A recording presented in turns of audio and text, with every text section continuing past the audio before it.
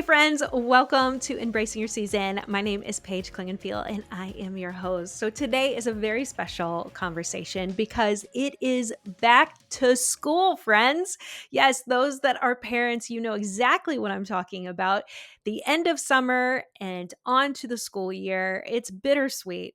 What at home are you most excited about kids going back to school? I have literally seen pictures online of like moms still in the pool reading their books and they're like, wow, this is glorious. I don't have to watch my kids swim while they're at the school, and then I have other mamas that are sending their kids into kindergarten and their hearts are just like, oh, I miss my baby.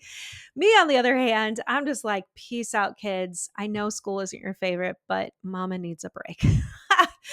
I love my kids. We know that school year is sometimes hard for us with the school system because doing homework and going to school early in the morning, like my kids are just not down for that life. But this is reality. And what a blessing that they get to be educated by someone other than myself. Because we know in the year 2020, if you had kids in the COVID era, that we are not made to be teachers. So I am thankful for those teachers out there, the administrators, and the people that pour into our kids every single day. We are so grateful for you. So, for my back to school notes, here are just some things that I want you parents to be aware of, maybe to help your kid transition back into the school year. And these are things that aren't the usual, like make sure you're packing a healthy snack or make sure you're putting them to bed at 9 p.m. No, these are the things, the nitty gritty, maybe the stuff that you haven't even thought of because this isn't the day to day things. These are usually things that we hear about and we become reactionary to. So, my hope is to equip you to be proactive, to anticipate some things that might be happening as your kids go back to school. And this is geared towards preschool all the way up into high school kiddos. So, the first one is bullying. So, we know that bullying is a buzzword, we know that it is a reality. I was seeing on Facebook, our school system where my kids go. I used to work in the school system as a therapist. It was the best job, by the way. I loved the people I worked with. We have an amazing school system. We have a Facebook page where the parents from elementary or middle school or high school are able to just kind of connect with one another. This particular post was about the second day of school, how their child was bullied. And it's just heartbreaking, friends. I mean, it breaks my heart that kids can be so mean to one another. But friends, this isn't anything new. Now, the venue has changed. It's not just face to face. We know that bullying is happening online as well, and that's where that struggle is that you can't just go home from school anymore and be away from those people that are problematic, that cause tension in your child's life. Now, they're online as well. And so we do have to navigate the online world to help our kids. But this is more about what do you do with the kids maybe face to face. Your child comes home and tells you that there's another child making fun of them. We can't necessarily stop that. As much as this mama bear would love to walk into the school and be like, show me whose child that is, or tell me where the parents are at. I would love to navigate it that way. However, that's probably not the wisest, nor is that the best, nor does it actually cause a solution to the problem. So be mindful. We can't necessarily do the things that we want to do. That's a life lesson. But we can equip our kids to navigate it when it happens to them. So, a couple of the thoughts that I have on that is just teaching kids that words do hurt. Remember back in the day when they told us that sticks and stones may break your bones, but words will never hurt you? What a lie that we were told. Actually, now that I'm thinking about it as a therapist, like how often that would probably invalidate our kids' feelings because they do hurt. Words do have power. They can shape our identity. They can make us feel a certain way. But this is where we help our kids navigate is that they can choose what words have power over them. You heard that right. They can choose what words have power over them. And so this is where we walk alongside our kids. We ask them what is true. Just because a word or sentence is spoken over you does not make it reality. Helping our kids be critical about the things that they receive, the way that they are spoken over, and then what do they accept as reality. So let's just say that a child is told that they are ugly or stupid. And yes, unfortunately, these words are spoken over kids all the time. Having your child come home and say these things are spoken over you, my suggestion is ask them, well, do you think that's true? Hopefully, they say no. If they say yes, that's a totally different conversation of just trying to speak truth over them, to encourage them, to show them their value in other ways. But if they identify that no, that's not true, help them get to that place where they start recognizing that those words, yes, they hurt, but it doesn't mean that it is reality. When we help our kids have that, that helps them to navigate in real life when a bully speaks something over them. Now, they're going to want to respond to the bully, and you can walk alongside your child of what you think is best for them and how they respond. I always gear towards just walking away, because if you engage in a verbal argument with someone that already feels powerful and using hurtful words, that's just going to power them up even more. And it's most likely going to continue the verbal assault. So I always recommend for kids just to look the bully in the eye and then just turn around and walk away. If they physically cannot, of course, they need to get another adult involved. And that goes not only just for elementary, but I'm talking high school level. And I know high schoolers don't want to bring in adults to solve problems as they think that's going to make it worse. But the reality is sometimes we have to have an intervention from someone else, particularly someone in authority figure, so that they can help the kids navigate this in a safe way. So again, help your kids understand words do hurt. Help them validate that the feeling that, man, that really was tough. Man, that really hurt my feelings. But is that statement true? Is it not? Help them navigate that so that it can empower them to say, this is not something I'm going to own. So I'm not going to allow these words to speak over me any longer.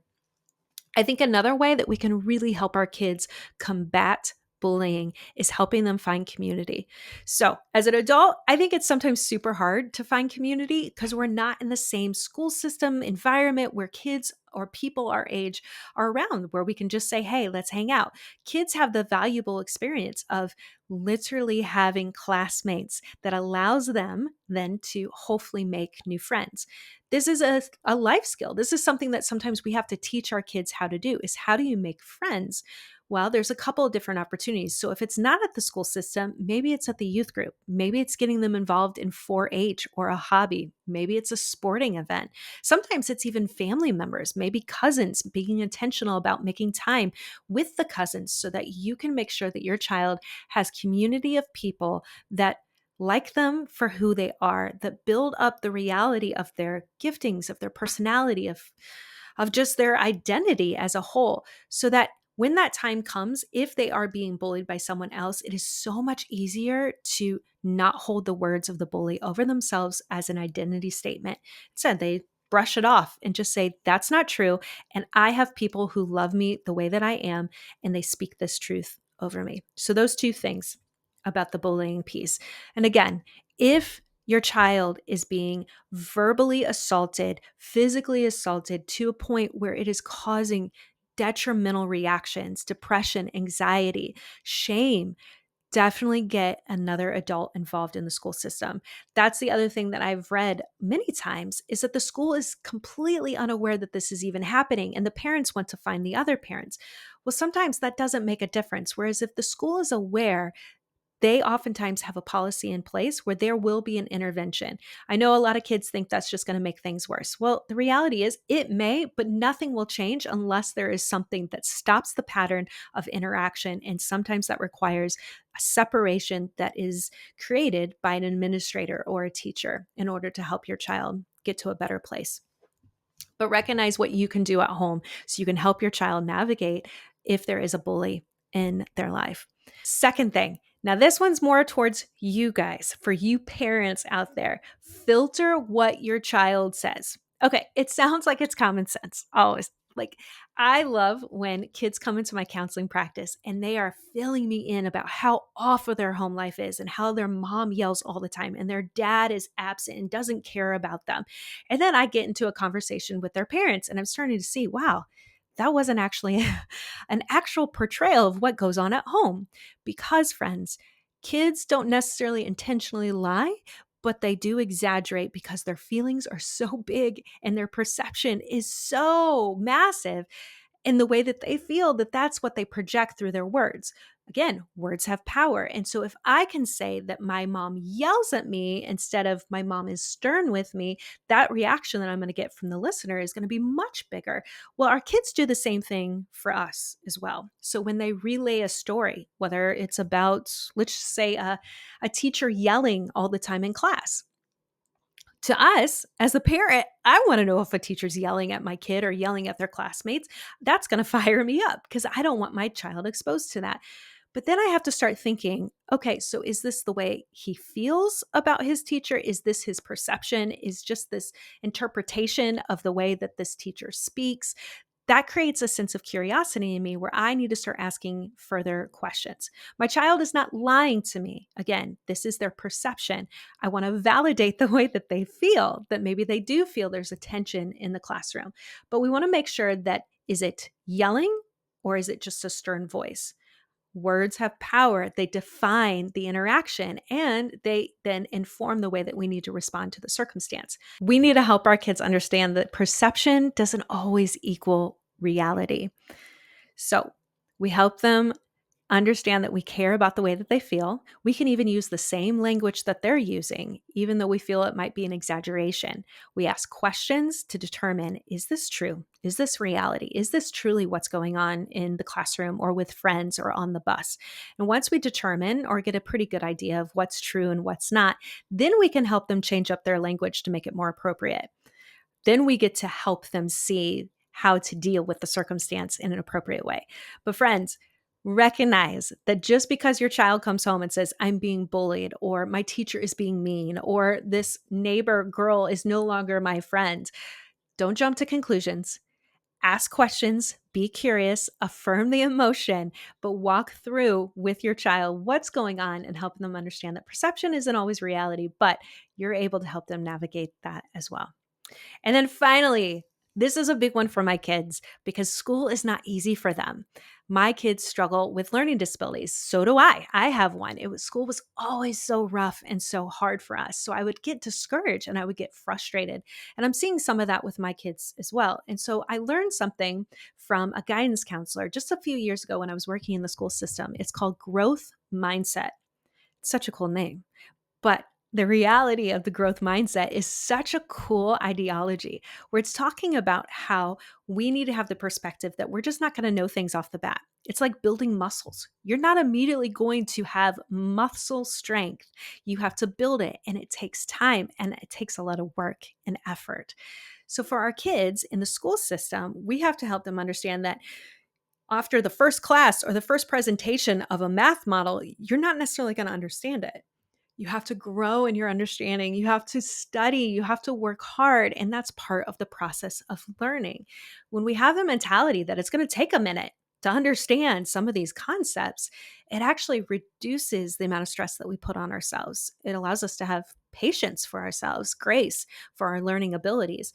And then it helps us not give up, knowing that even though we don't know it today, hopefully after studying, researching, helping the teacher helping us understand it, we're going to get to a place where we can understand it a lot better. And there's something so valuable about that lesson because it goes back to we can do hard things. School can be hard for some kids. It was for me, it is for my kids, and it is for many students across the board.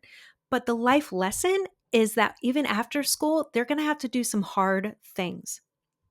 So they have to build up their resilience in order to get to the place where they can stay consistent, they can stay engaged, and ultimately lead to success. I think another thing that my kids do with this growth mindset is recognizing that school's going to be boring sometimes, but boring is necessary in order to continue to work hard. So helping our kids understand that just put in the effort. It's not always easy. It's definitely not always going to be fun, but it's going to lead to a place of success because we all feel good about ourselves once we accomplish something. And maybe that's not in a grade. Maybe it's just in the completion of the test or the completion of the paper.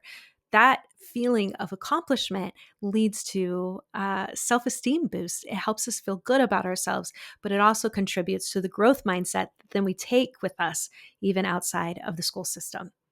So friends, I truly hope and pray that your school year with your kids is so good. It is stress-free, Can I pray that? I hope that. I know it's never stress-free. I hope it can be less stressful. How about that? That's a more realistic prayer. I hope that your kids can develop new friendships. I hope that they can find community. I hope that they can grow and learn in areas that they never thought they could accomplish before. I hope that they can see their value and their worth. And I just pray that they can be a light for Jesus in the school system, whether it's public or within the Christian private school or even homeschool. I just hope and pray that you guys have a great school year. And this is just such a good way to start it out, being proactive instead of reactive to the things that can happen. So blessings to you on this school year. And thanks again for listening to this edition of Embracing Your Season.